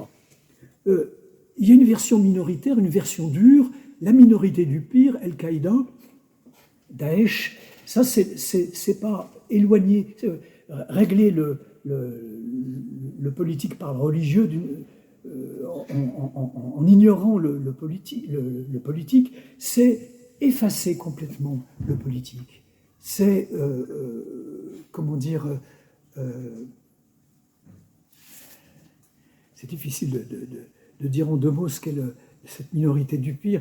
C'est être un surmusulman, c'est pousser la culpabilité qui tapisse l'imaginaire de beaucoup de musulmans aujourd'hui. Culpabilité, sentiment d'infraction vis-à-vis du prophète, de manquement à la règle, de douleur existentielle, de blessure existentielle très profonde, c'est la soigner en étant un meilleur musulman que tous les autres et en poussant l'idéal musulman jusqu'au sacrifice de sa vie. C'est donc non seulement être un moujahid, un combattant pour la foi, mais être un shahid, un homme qui sacrifie sa vie. Alors, la version, ce que j'ai oublié de dire quand même, c'est la version de Revanche des clercs, dedans, il y a une majorité de femmes. Des femmes qui ont été promues par l'éducation, par la scolarisation, etc., et l'université, y compris en Iran, bien entendu. Ça, c'est, si vous voulez, la deuxième version sur laquelle je m'arrêterai pas. Simplement, je conclurai en disant qu'il y a 4 rapports, finalement, pour définir l'islam et le politique. Un rapport d'éloignement du politique. Tout est religieux, donc plus rien n'est politique. C'est le salafisme, quand il s'agit non plus de changer le monde, mais d'en sortir, de se retirer du monde. Un rapport d'exclusion, c'est Al-Qaïda et Daesh. C'est comment dire, effacer l'Occident, le détruire, pour enfin être soi-même. Un rapport d'inclusion, là j'ai pas eu le temps d'en parler, c'est évidemment, si on traversait la Méditerranée, c'est le troisième terme qui est le plus important, c'est la définition d'un islamo-nationalisme, le Hamas, l'AKP, le PJD au Maroc, l'AKP en Turquie, etc., etc. Avec une tentative intéressante des penseurs musulmans, je n'ai pas dit des réformistes religieux, mais des penseurs musulmans contemporains pour définir la liaison entre la citoyenneté et le croyant. Fonder une démocratie musulmane. La notion de shahada, qui est repensée l'attestation du Dieu unique qui devient l'obligation de se mobiliser, d'entrer en politique, de voter. La notion de irtilaf, la notion de la différence est un bien pour vous, dit un verset du Coran. Eh bien, le mot irtilaf va devenir un mot-clé pour dire eh bien, le pluralisme politique est autorisé, sous réserve, hein. Pas développé. Bon. Et puis, quatrième point sur lequel j'ai terminé, j'ai enfin pouvoir m'arrêter pour vous. Le quatrième terme de ce rapport, c'est un rapport, je dirais, de suspension du religieux, un rapport, comment dire, de dépassement et de suspension, un rapport, si vous voulez, d'autonomisation complète du politique. Et dans la Thawra de 2011, que vous soyez à Tunis ou au Caire, ou dans le Hirak algérien, que vous soyez à Alger, à Oran ou dans les petites villes en 2018, 2019, eh bien, il y a une chose qui a quand même frappé tout le monde, c'est que sur les pancartes en arabe, le mot islam est complètement absent. Ce qu'on réclame, c'est une société civile. Le mot madaniya et madani est un mot-clé. L'autonomie du politique, la société civile et pas la charia. On sort complètement des manifestations de Téhéran ou de toutes les villes du monde arabe au siècle, dans le dernier tiers du XXe siècle, où le mot-clé, c'était le mot charia. J'ai oublié de dire que le mot-clé, au temps de cette espèce de despotisme militaire des années 1860 et qui continue jusqu'à Saddam Hussein, évidemment, le mot-clé ici, c'est mukhabarat, police secrète. Donc, mukhabarat et charia peuvent faire bon ménage, mais société civile et mukhabarat, ça ne va pas tellement ensemble. Voilà, donc, mon dernier mot, c'est pour dire, est-ce que ce rapport, comment dire, la politique en islam va s'opérer contre l'islam, sans l'islam, ou bien avec l'islam? Évidemment, je n'ai pas de réponse, je termine simplement sur cette question.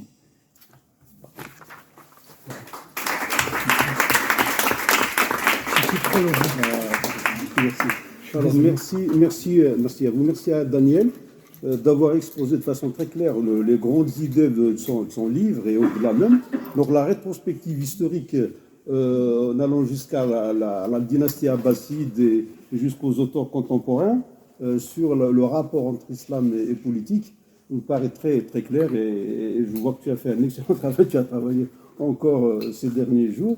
On ne peut que souscrire à certaines idées qui sont développées et je retiens évidemment avec lui que l'islam se conjugue au pluriel et que l'islam au singulier est une abstraction, tant la pluralité se traduit, se manifeste en sur plan théologique, politique et juridique. Il y a des courants de pensée, des écoles juridiques, et dans l'islam sunnite et dans l'islam chiite. On ne peut que souscrire aussi avec lui qu'il y a une pensée forte dans l'islam, mais il a tout de suite précisé que ce courant de pensée minoritaire est souvent réprimé depuis la Mu'tazila. Hein, c'est un courant de pensée rationaliste qui remonte au premier temps de l'islam, et on voit jusqu'aux grands penseurs égyptiens, tu as cité Mohamed Abdou, Jamaluddin Afrani, etc. Mais ça reste un courant de pensée très minoritaire, et jusqu'aux auteurs, et le livre aussi de Lawari sur la crise du discours religieux, il en parlera peut-être, etc. Il y en a aujourd'hui des auteurs qui ont écrit, qui ont fait des travaux excellents sur la question de l'islam. Mais évidemment, il y a un point d'appui, et je crois que tu l'as précisé, un point d'appui qui était un peu cette thèse de la confusion. Elle tient au fait que le corpus coranique est composé de qawa'id al-ibadat wa qawa'id al-mu'amalat. Les règles de conduite sociale, c'est l'ibadat, et les règles de croyance qui fondent le lien entre le créateur et la créature, c'est les qawa'id al-mu'amalat. Donc il y a les deux, et c'est ça qui renforce les liens et la confusion, d'où la difficulté, je crois que tu l'as aussi très bien précisé, un peu à distinguer les deux. Je vous remercie beaucoup et je vous invite donc à prendre la parole très rapidement pour que la salle, on doit la quitter, je crois, c'est à 20h30. Donc merci d'intervenir très rapidement et Daniel répondra évidemment à vos questions. Est-ce que vous pourriez me préciser un peu ce qu'on appelle le Mas Musli en Indonésie? C'est l'époque de Sukarno, qui a dégommé des milliers et des milliers de communistes. Est-ce que vous pouvez nous en dire un peu plus?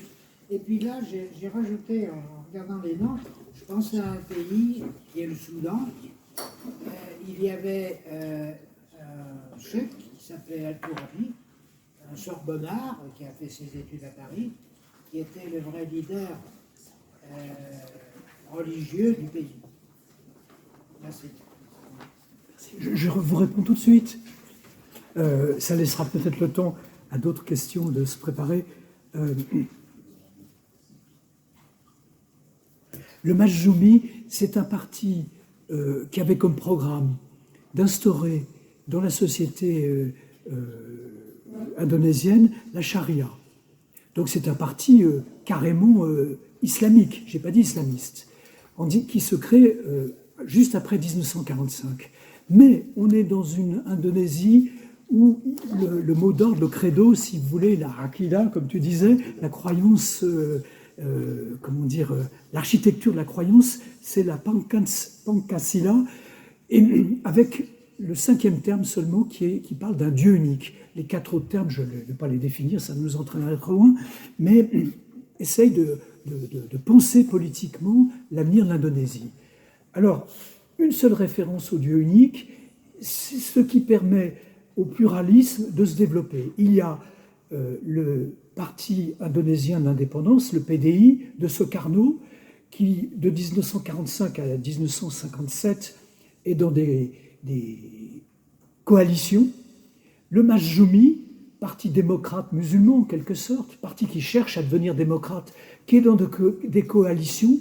Et ces gens qui étaient partis de la charia, en travaillant dans le Majlis, enfin l'Assemblée indonésienne, élue, découvrent qu'il y a d'autres députés. La politique, c'est une technique. Une siyasar, c'est le mot originel, c'est l'art de gouverner les hommes, de tenir les rênes du cheval et par extension de gouverner les hommes. La politique, c'est une technique, c'est une gestion. On peut la penser ensemble, on peut la faire ensemble, il y a des compromis possibles. Le Majjoumi, mais il y a aussi le Parti communiste, dont vous avez très justement dit qu'il a été exterminé après 1965. Il y a eu au moins 500 000 morts. Et comme c'était des communistes, ben évidemment, on n'en a pas trop parlé. Je dis nous, en France. Il y a d'autres partis islamistes qui sont très violents, qui surtout à Bornéo, qui sont entretiennent des foyers de guérilla. Et puis il y a aussi, et il va beaucoup se rapprocher, et ça me paraît très intéressant, du Majjoumi, il y a un parti socialiste indonésien.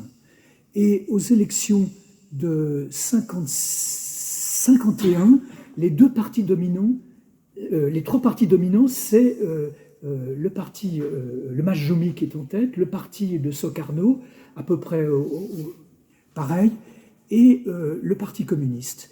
Et le Majjoumi, qui ne veut pas du communisme. Le communisme, malgré la présence à Bandung de Chou En-lai, est vomi par les Indonésiens. Ce qui expliquera peut-être la violence de ce qui se passera en 1965, cette espèce d'épuration idéologique terrible. Le Majjoumi son parti favori, ça va être le Parti socialiste. Et ils sont frottés de contact l'un vis-à-vis de l'autre, et les idées démocrates des socialistes, qui sont des sociodémocrates, le Parti socialiste indonésien, qui se calque un peu sur la social-démocratie hollandaise. N'oubliez pas que l'Indonésie a été colonisée par les Hollandais et qu'il en reste un tronc commun, un bain commun de pensée politique et civique. Ils sont très alliés jusqu'aux élections de 1956, qui sont malheureuses pour le Majjoumi, qui cesse d'être un parti majoritaire. Et pendant 5 ans, on a vraiment une alliance au niveau gouvernemental entre les socialistes et le Majjoumi, qui est très intéressante à suivre, parce que finalement, on s'aperçoit que les gens du Majjoumi parlent de moins en moins de charia, de plus en plus de Newton, Spinoza. Non, non, mais je plaisante pas. C'est très très bien expliqué dans un livre. Il y a deux spécialistes en France de la question, hein, parce que l'Indonésie, c'est loin. Vous allez à la bibliothèque municipale, il y a 10 livres sur la guerre d'Algérie. Safi Baraka, vraiment, il y en a ras-le-bol hein, de cette guerre et des gens qui vivent de cette guerre, de l'exploitation des mémoires. Et il y a rien, mais rien de rien sur l'Indonésie. C'est scandaleux. Et quand vous écrivez au directeur de la bibliothèque municipale, vous n'avez pas de réponse. Bon, passons. Il y a deux spécialistes, André c'est une femme Fayard, et un Lyonnais dont le nom m'échappe, je l'ai marqué ici quelque part. Oui, Rémi Madinier. À part André Fayard et Rémi Madinier, et André Fayard et son fils, qui a un nom indonésien parce qu'elle s'est mariée avec un Indonésien, à part ces trois personnes, l'Indonésie, c'est zéro. Or, c'est le premier pays musulman par nombre dans la fameuse Oumma. Comment ça se fait qu'on en parle si peu? Donc, je rebondis sur votre question, j'en suis ravi. Deuxième point, le Soudan, effectivement, militaire, il y a une alliance entre les militaires et ce penseur Hassan Tourabi, qui est un sorbonnard, un homme à la fois au discours œcuménique quand il est dans des congrès anti-impérialistes et qui est donc gobé tel quel par des intellectuels progressistes en Occident, et un islamisme dur et pur quand il est au Soudan. Et Hassan el-Tourabi et le régime des militaires, ne l'oublions pas, c'est le régime qui met à mort Mohamed Mahmoud Taha, qui est un très grand bonhomme, partisan d'un islam laïque, d'un islam réconcilié avec la modernité, d'un islam qui ferait la distinction entre le prophète à la Mecque et le chef d'État à Médine. Je lui laisse la responsabilité de cette dichotomie, parce que les islamologues ont bien montré que c'est pas si simple que ça. Mais si vous voulez, il est dans le prolongement d'Abderrazik.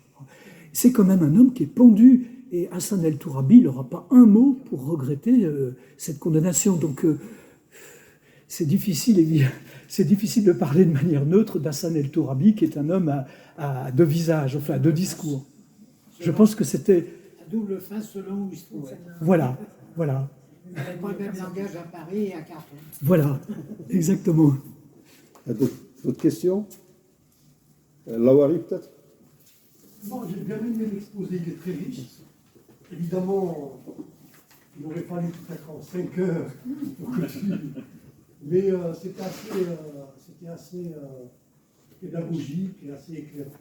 Je voudrais juste prolonger, parce que je suis sûr que tu n'as pas eu le temps de le faire, sur ces deux grandes figures de l'islam politique que sont Saïd Qutb et Mawdoudi.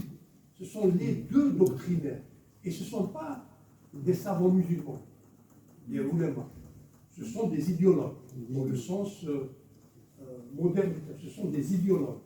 Comme tu l'as dit, il est professeur de littérature, il n'a rien à voir avec la science religieuse. Il n'est pas sorti de l'Azhar. Et Mawdoudi, c'est un journaliste anglophone. Il est journaliste, il n'est pas...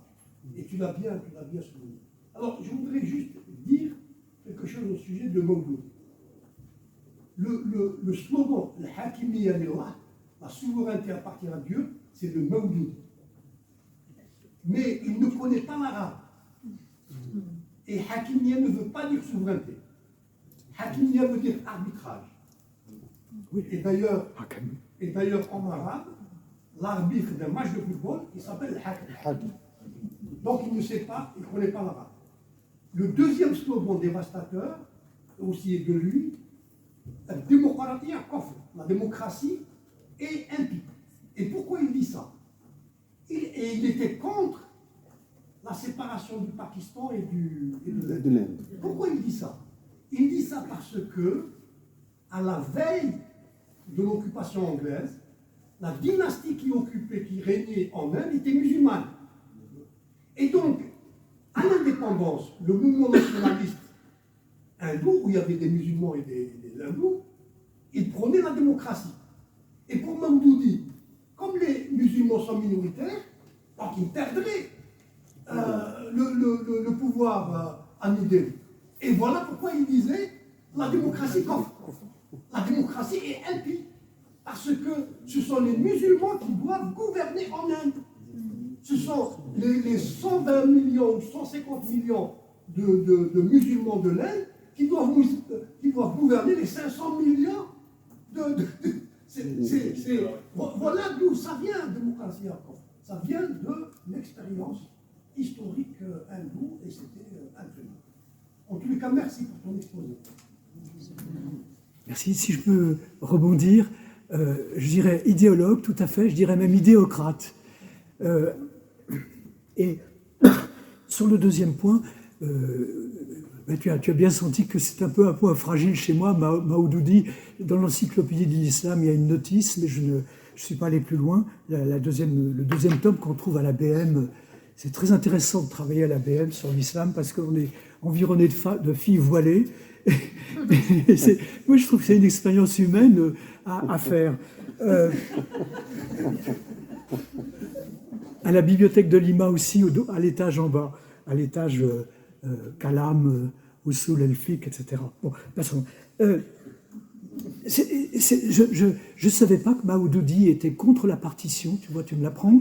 Oui, oui. Ce que je savais, c'est que la partition a été, comment dire, opérée d'en haut par une mince couche oligarchique de grands bourgeois de la région d'Hyderabad, musulmans, qui avaient très peur et étant donné que les Anglais s'appuyaient quand même sur les musulmans pour le Raj anglais, pour gérer l'Inde, ils avaient très peur de perdre leur position prépondérante. Ils avaient obtenu en 1911 qu'une voix musulmane soit plus forte et plus de valeur, si vous voulez. Il y avait des quotas dans les élections par province. Dans les élections provinciales, il y a des quotas réservés, je crois que c'était 2/5 aux musulmans, alors que les musulmans ne constituaient pas 2/5 de la population. Donc les Anglais avaient déjà fait des concessions aux musulmans.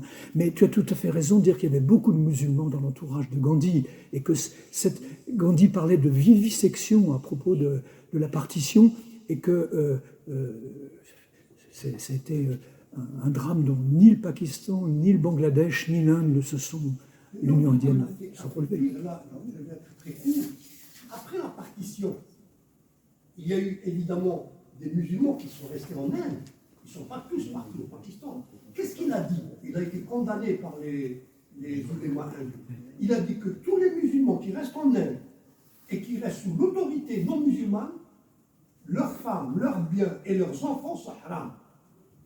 Sont interdits. Sont illicites. C'est inimaginable. C'est comme si on disait les musulmans qui vivent en Angleterre, en France, eh bien, leurs biens, leurs épouses, c'est illicite. C'est inimaginable. Ils ne connaissaient rien de l'islam. C'était un journaliste. Et il a fait des dégâts. Il en a fait contre la Ahmadiyya, qui était une sorte de branche théosophe de l'islam, enfin je ne sais pas comment la présenter en 2 mots. Il a lancé des campagnes des musulmans au Pakistan, surtout la partie occidentale, parce que c'était avant la partition du Bangladesh, et il a été interdit, il a dû s'exiler aux États-Unis, il est tombé très malade et il a été soigné par les Américains. Donc il est mort dans les bras peut-être d'une infirmière kafira, d'infirmière impie, enfin non, je plaisante. Mais... Son fils est médecin. Oui, c'est ça, son fils était médecin. Il vit toujours? Oui, son fils. Ah oui. Je crois que c'est à Philadelphie. À Boston. À Boston, ah oui. Y a-t-il d'autres questions? Oui, allez-y, je vous en prie. Je voulais juste revenir sur la notion de la fitna et aussi sur la wasatiyya. Alors, première question, juste peut-être, est-ce qu'il existe un lien? Je me pose la question entre la wasatiyya et la technique de la taqiyya. La taqiyya, oui. Et simplement, par rapport à la question de la fitna, cette espèce de peur un petit peu qui existe chez les musulmans par rapport à la fitna. Ça commence, en tout cas moi quand j'ai étudié les sciences islamiques à l'école, on m'a toujours dit, voilà, la fitna c'est déjà un des signes mineurs de la fin du monde. Oui. Et il y a également la fitna, ça signera la fin de la Oumma islamique. Donc voilà, donc dès petit forcément, alors là en plus les signes de la fin du monde, on nous les décrit sous toutes les formes, et un des signes effectivement c'est la fitna.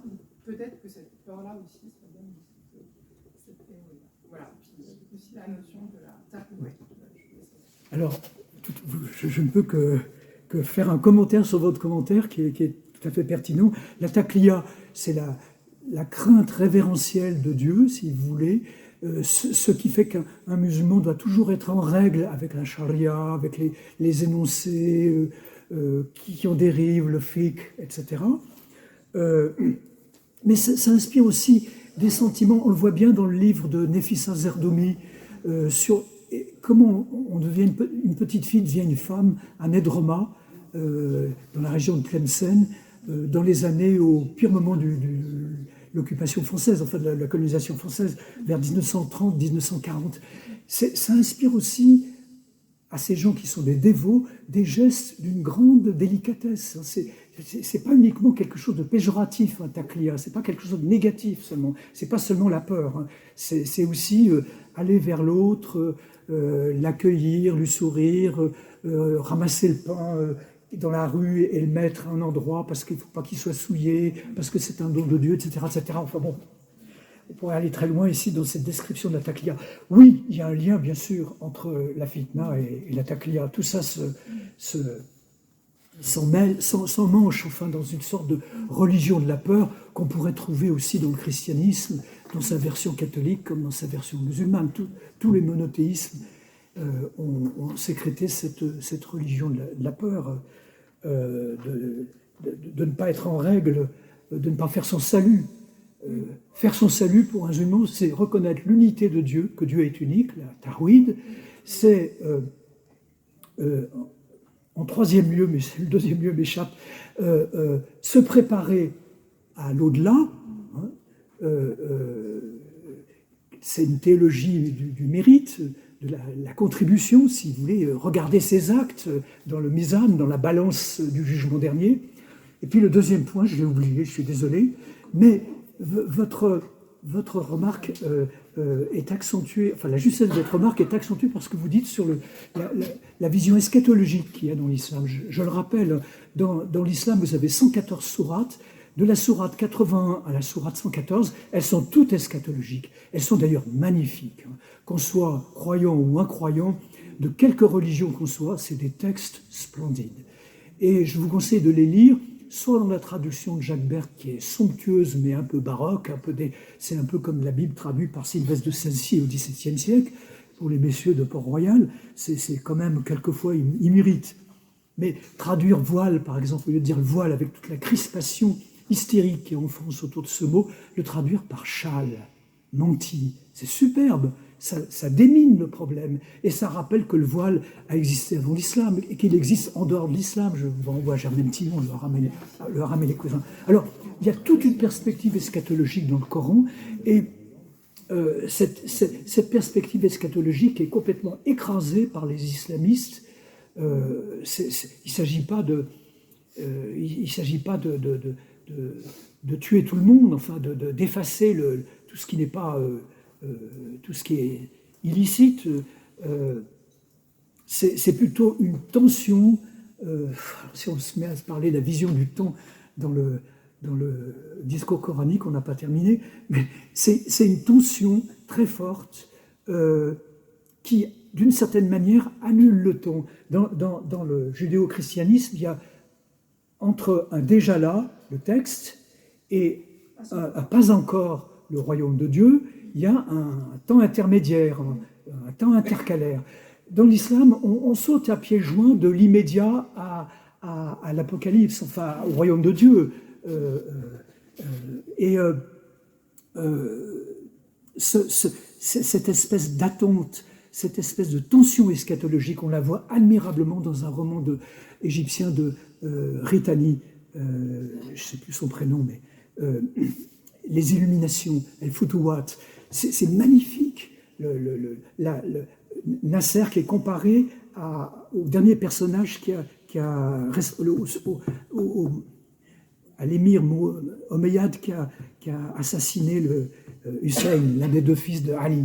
Et on est on sort de la temporalité, on est tantôt dans une vision cosmique, où il y a plus, on ne monte pas dans les sept sphères sept échelles qui font parvenir au paradis, mais on est dans une sphère qui est au-delà de la Terre, et en même temps, on est dans une temporalité qui est écrasée. L'Omeyyade et Nasser, c'est la même chose. Karbala et le combat sur le canal, le bouquin est écrit entre 67 et 70, c'est la même chose. La temporalité est complètement écrasée, vous voyez. Et cette tension eschatologique qui est très forte dans le Coran, mais qui est uniquement théocentrée, va être l'objet de croyances dans un islam populaire, la croyance au Mahdi. Le Mahdi n'apparaît pas dans le Coran, c'est un mot non coranique. Dans un pays comme le Maroc, l'attente du Mahdi, c'est fondamental. C'est un pays qui reste, il ne faut pas le dire devant des clercs et Sa Majesté, mais c'est un pays très marqué par le chiisme. N'oubliez pas que la première dynastie est chiite d'origine. Et Alid, alors, toutes sortes de croyances auxquelles vous faites allusion.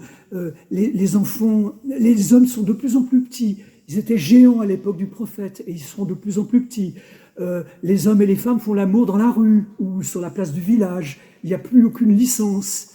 La licéité des mœurs est complètement culbutée.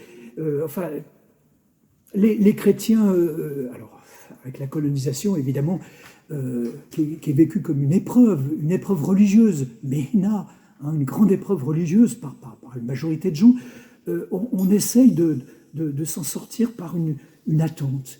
L'attente de l'indépendance et l'attente eschatologique, les deux choses d'une certaine manière se superposent dans les explosions des indépendances. Je ne porte pas de jugement de valeur, hein, j'essaie de comprendre. Je ne dis pas que je suis un sale colonialiste.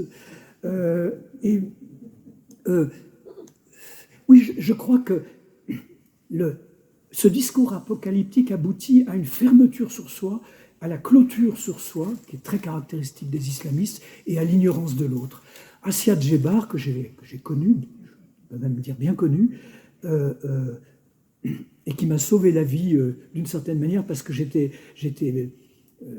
très très perturbé dans une conférence aux États-Unis et par des femmes islamistes, des femmes américaines du gender plutôt. Assia Djebar, dans un roman, elle dit quelque part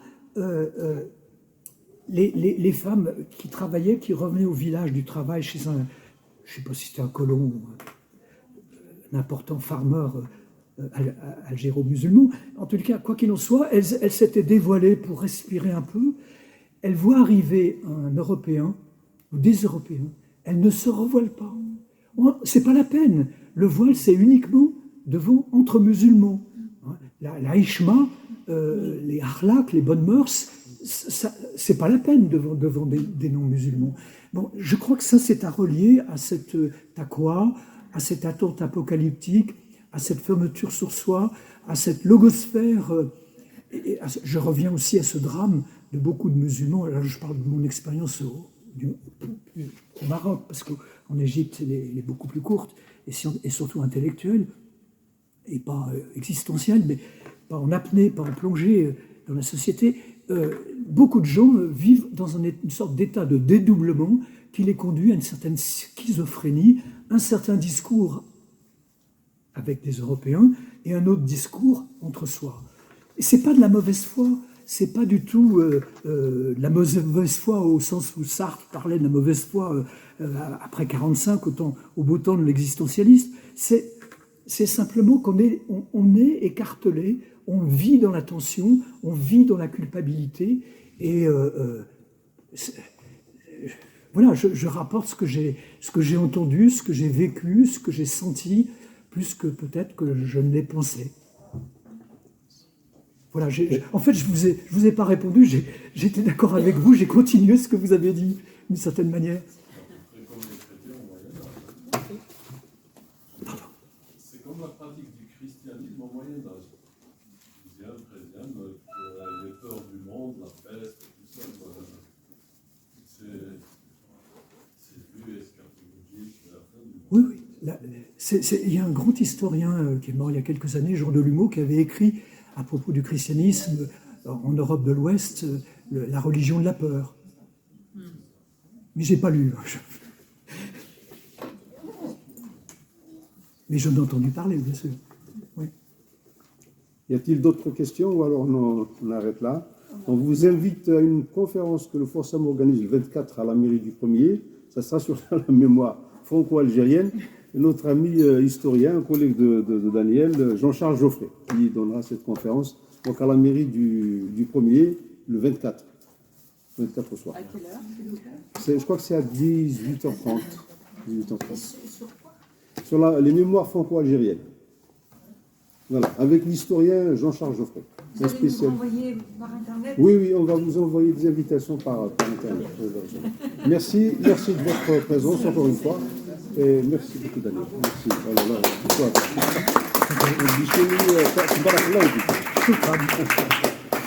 Merci beaucoup.